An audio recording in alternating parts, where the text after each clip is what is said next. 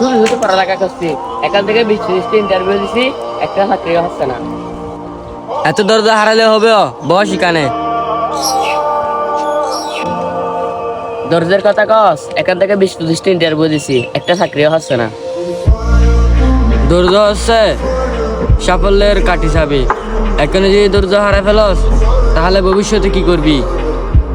না রে বন্ধু, আমার দ্বারা মনে হয় চাকরি বাকরি হইব না। এত বছর পড়ালেখা করে টাকা পয়সা গুলো সব নষ্ট করছি। বন্ধু, এত ধৈর্য হারা হলে হবে না।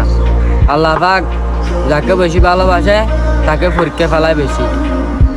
কি করতাম, পড়ালেখা শেষ করছি 3-4 বছর হচ্ছে, বেকার বসে থাকতে আর ভালো লাগতেছে না। পরিবার থেকে নানান ধরনের কথা শুনতে হচ্ছে। এই যে তুই একটার পর একটা ইন্টারভিউ দিতেছস, নিশ্চয় তোর জন্য আল্লাহ পাক ভালো কিছু রাখছে। আচ্ছা, যেটাই হোক, তোর আসতে এত লেট হয়েছে কেন? আর বলিস না, রাস্তায় যে পরিমাণ জ্যাম ছিল, 2 ঘন্টার সময় 4 ঘন্টা লাগছে।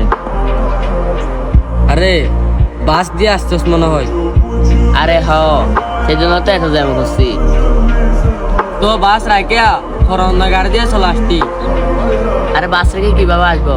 টিকিট কাটছি না, পর রাস্তা ক্লিয়ার হয়েছে, তখন চলে আসছি। এই গাড়ির যেমন জ্যাম লাগছে তেমন মানুষের জীবনেও জ্যাম লাগে।